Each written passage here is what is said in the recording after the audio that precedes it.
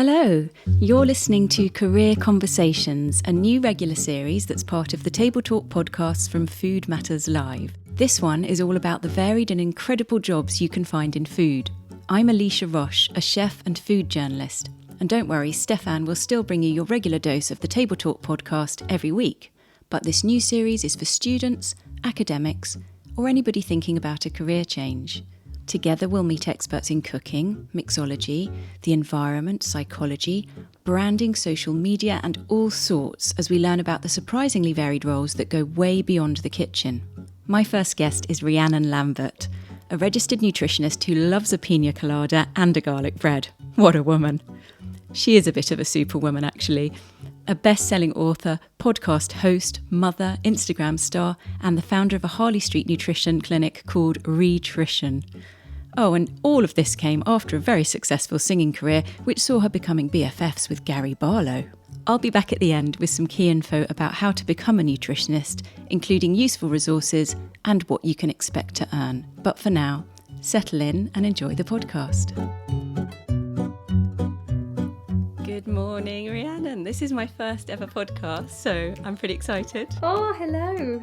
It's so lovely to meet you, and I see you got the memo about wearing a burgundy jumper today, just like me. I know, I spotted that. I thought, ooh, twinning today for this podcast, and yay, it's your first one. I feel so honoured that it's with me.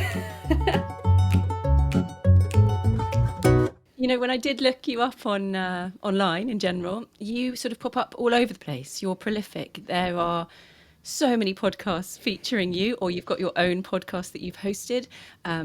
There are TV appearances, radio appearances. It's like you're somebody that is just, you appear to be somebody who always says yes, who's always on the go. Is that a correct impression? It's just the hard work and it is the yes, it's the grind. And I think it's something that I inherited back in my music industry days. It was almost an unhealthy fear of saying no, actually. When I look back, now I'm mature enough to see.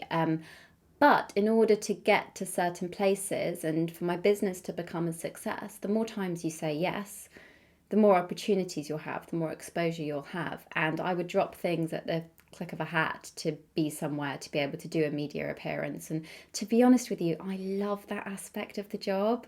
I really love being able to connect with people and talk with people. And I think that's something I missed from my performing days, just that interaction with people. Being in clinic I love as well, but it's the one-to-one basis, and having the opportunity to reach lots of people at one time is too good to turn down, I think. So I'm very grateful for those opportunities. I do enjoy them.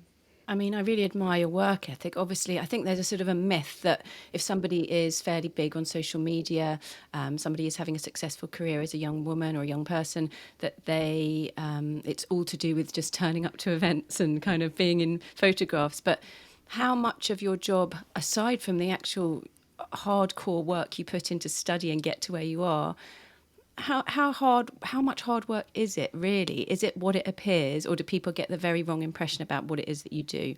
Oh, really good question. I do think people think if you have a certain profile online that it's come overnight. It's taken years to build Nutrition. I started the clinic in 2016. Being self-employed, when you have your own business, there's no off switch in a way. You work weekends, you work evenings, you work all hours, and you just fit it in where you can. It's especially the case now. I'm a mother as well. It's when my son naps, I work. When he's asleep, I work. You have to be willing to put the graft in. You can't just turn up at an event and expect that that's going to get you where you need to go. You've got to follow up after that event. You've got to keep in touch with people, maintain that networking, but equally at the same time, maintain your studying. And I will say to any students listening, I still study now. There's certain areas of CPD. In fact, when I was writing, I've got my book with me here, my new book, which is out at the end of December. Sorry, Anne, I just want to stop you and ask, what is CPD for anyone who's listening and doesn't know? Yes, very good question. And I apologise to everyone. CPD is continuing professional development. So regardless of if you've got your degree or I went on to do my master's degree, there are numerous courses and events that we should be upholding. I think with AFN, the Association for Nutrition, you have to do at least 30 hours. I think with the British Dietetic Association, it could potentially be more. It's non-stop. So you have to maintain the studying, you have to maintain your online presence, you have to create content for that online presence whilst knowing how to work your finances and have spreadsheets and be aware of income and cash flow. There's quite a lot of things I think to take into account really when it comes to doing it yourself. It's not an overnight thing. I've worked extremely hard to get here now. I really admire your energy levels, if nothing else, all this running around saying yes, doing this, doing that. You've got your clinic on Harley Street, you've got your new book out, you're a mother, a wife. Is it because of, here's my segue, is it because of porridge, Rhiannon? I've got some delicious porridge here that I've made. Ooh. I noticed that you're a big porridge fan, as most nutritionists seem to be. I'm a chef. I love to cook all sorts of things, but I'm also greedy and have a sweet tooth. Your porridge is pretty healthy, but there's a little twist. I've done some caramelized bananas, which is something you like to do. I've got some pistachios toasted. I've made a cherry compote.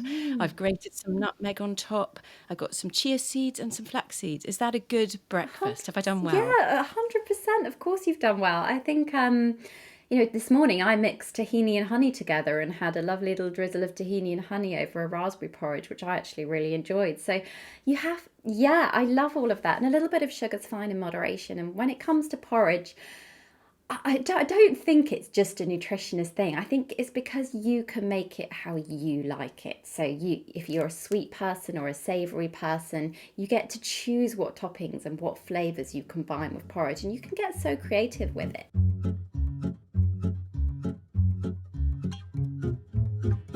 So if I come back to first impressions of you, that you're this very busy person, well, we've established that's true. You are also somebody who has studied extremely hard to get to where you are. So can we talk a little bit about that? You were a singer at first, but what was the turning point that made you want to change careers in the first place? And then what did you have to do to get there? So I think for me, there was a big realization that the music industry just wasn't good for my mental health or making me fully happy at that point in time. I was around 17 when I got signed by my first record label. I was told at these fashion shows that I would sing at the side of the runway because I'm a soprano. It would be like some, ethereal top note I would elongate for a while, and these models that were all way taller than me would be like walking down the catwalk. They were all dieting and all having terrible, unhealthy relationships with food and talking about it backstage. Oh, haven't you got your cotton wool? I remember one person saying.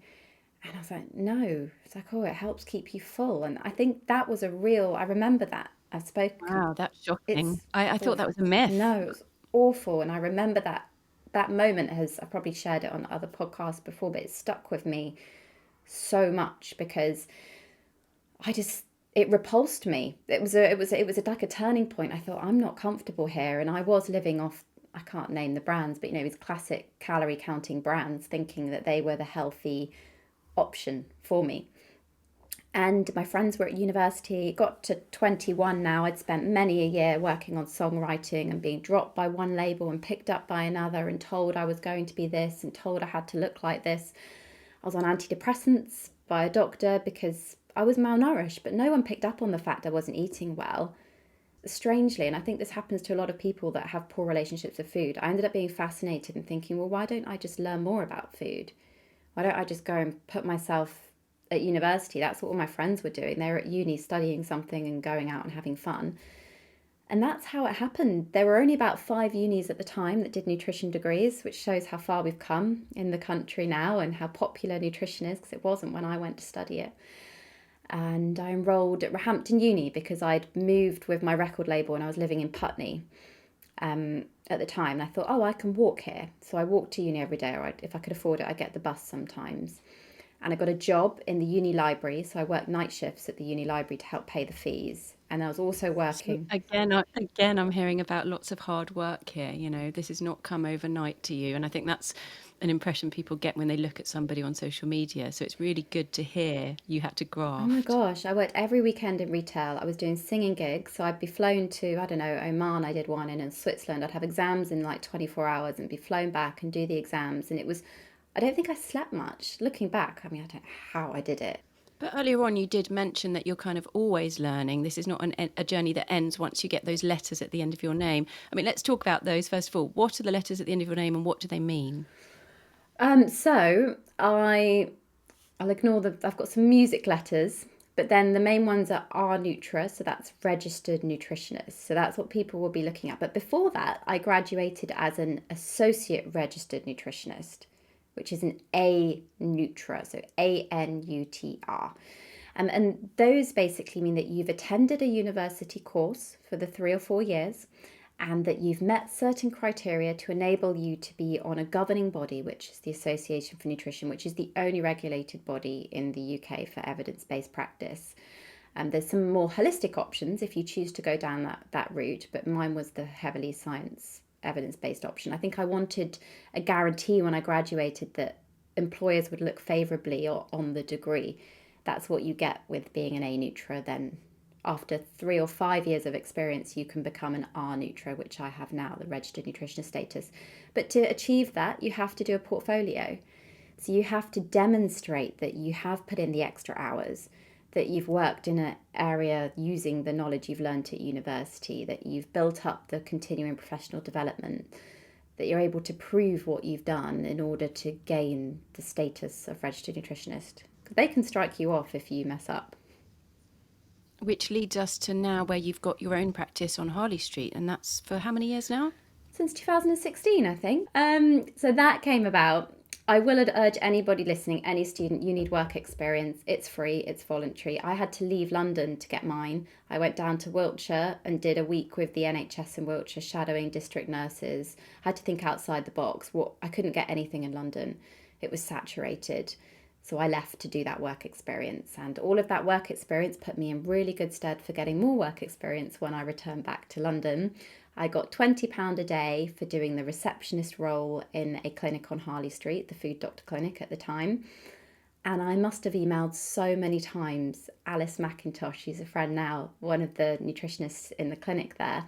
She said, I was so sick of you, Rhi, that I just gave you the opportunity. There you go, everyone. If in doubt, make yourself a nuisance and then see what happens. It's lovely to see people flourish and do well. And I mentor quite a few of my team as well. I have 3 mentees at the moment. When you talk about having mentees, have you also got a mentor of your own? Yes. This was very early on. So I ran into a spot of trouble with the Association for Nutrition very early on in my career. And it was because there was no other nutritionist really doing media work like I was doing at the time. It was a bit unheard of. And I'd been misquoted quite badly in some major newspapers. And they had to question if I was fit enough to practice. You know, can you hold your own here? Can you fight back to these papers and get things retracted? Are you sensible enough? You're making claims. And it went on for a year, this investigation. It was a really tough period of my life. And I learned so many lessons very early on. And one of them was that I needed a mentor really badly that could guide me through. And my mentor is my wonderful friend, Jennifer Lowe, who's a dietitian that specialises in eating disorders. She has been an absolute rock in difficult situations which do come into practice, in clinical practice, especially as you grow your team. You'll get complicated cases coming in. You need to know where to refer them to. You just need someone to talk to and to guide you with your career decisions. So she's, we just meet. It's more we meet for lunch now and have a really nice catch up. But what do you have for lunch? 2 nutritionists meeting for lunch? Oh, you'll be so disappointed to hear we often go for pizza, or we'll just go for normal. Disappointed? I'm delighted. Let's talk about someone who wants to be a nutritionist, who's a student now. What would your advice be to them? Or if you were kind of starting out again, what would you do differently now, starting out as a nutritionist? What would I do differently? I think for anyone starting now, it's a very different climate. It's a very different space to where I was when I started out. You need to kind of have an idea, even though you won't really know where you want to go with it when you start the degree, which is tough. So the work experience is the best bit of advice I could give. Try and get it in all the areas you're unsure about. So if you want to be a media nutritionist one day or do more of the kind of podcasting type thing, get work experience in those areas. Volunteer yourself for free. Offer to write podcast briefs for people or research guests. Just lend a hand. If you want to go into the NHS, potentially you'll do a nutrition degree and you might go in to do dietetics in the future. get the work experience in that genre, ask other people that have been in that, or go to these events. There are so many of them. Listen to the Food for Thought podcast, listen to Food Matters, listen to all these people that are giving you this advice, because you need to immerse yourself in these different worlds to understand what direction you're going to go in. I didn't have anyone telling me this at the time, but the thing I wish I had been told was know your strengths and weaknesses and ask for help. Please ask for help. Finances have never been my strength, and I have to spend quite a lot of money on a bookkeeper and people to help me, because I know that it's hugely important. So it's a sacrifice I make because I can't do that myself.